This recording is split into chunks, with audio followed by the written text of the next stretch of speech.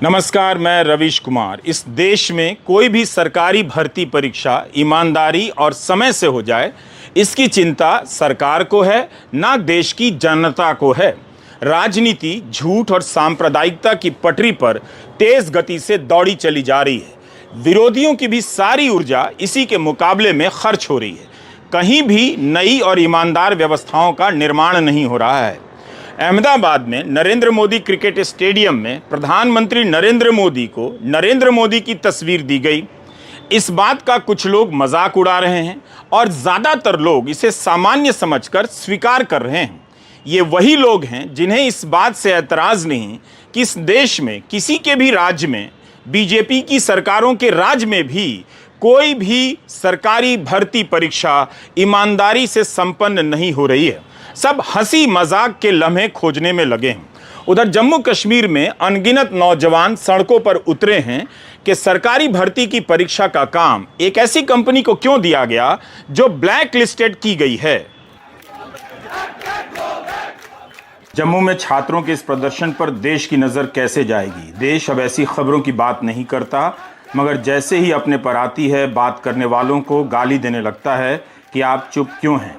जम्मू कश्मीर के सभी विरोधी दल के नेताओं ने ट्विटर पर इस प्रदर्शन में उठ रही आवाज़ का समर्थन किया है। महबूबा मुफ्ती, उमर अब्दुल्ला से लेकर गुलाम नबी आज़ाद तक सबने ब्लैक लिस्टेड कंपनी से परीक्षा कराए जाने की आलोचना की है। मीडिया में छपी खबरों से जानकारी मिलती है कि JKSSB और मेरिटार्क नाम की कंपनी ने 3 परीक्षाओं का आयोजन करवाया। रद्द हो जाने के बाद जब परीक्षाओं को फिर से करवाने की बारी आती है तो JKSSB एपटेक नाम की कंपनी को टेंडर देता है। नवंबर 2022 की बात है। इस कंपनी पर और अन्य लोगों पर भी फरवरी 2018 में Uttar Pradesh power corporation limited के जूनियर इंजीनियर की भर्ती में धांधली का इल्जाम लगा था और मार्च 2018 में एपटेक को ब्लैक लिस्ट कर दिया गया।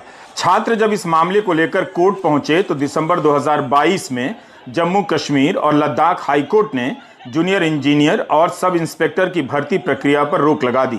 सरकार को आदेश दिया कि हाईकोर्ट के रिटायर्ड जज की अगुवाई में एक जांच कमेटी बनाई जाए जो JKSSB के कामकाज की समीक्षा करेगी। इस समय जम्मू कश्मीर की 3 परीक्षाएं विवादों में हैं। Jammu Kashmir police sub inspector, finance account assistant और जल शक्ति विभाग के जूनियर इंजीनियर की परीक्षा। दिसंबर 2020 में फाइनेंस अकाउंट का विज्ञापन आया। परीक्षा होने में ही कई महीने लग गए।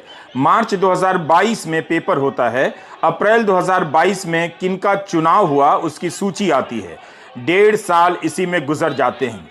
यहां तक आकर यह परीक्षा रद्द कर दी गई और नौजवानों के सपने खाक हो गए। ये तीनों ही परीक्षाएं घोटाले का शिकार होती हैं और जांच का काम CBI को दिया जाता है। 100 जगह छापे पड़ने के बाद भी यह जांच अभी अंजाम पर नहीं पहुंची है। जम्मू कश्मीर में दिसंबर 2021 में सब इंस्पेक्टर की परीक्षा हुई थी।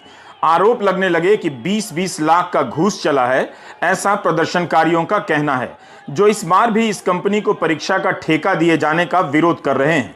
इसी तरह का प्रदर्शन 2021 के साल में सितंबर से लेकर नवंबर के बीच हुआ।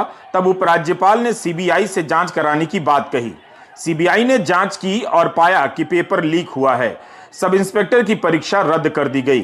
जाहिर है ऐसी स्थिति में परीक्षा आयोग और परीक्षा कराने वाली किसी भी कंपनी के लिए भरोसा हासिल करना आसान नहीं होगा।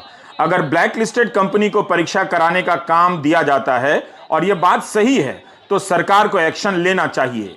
अगर इन घटनाओं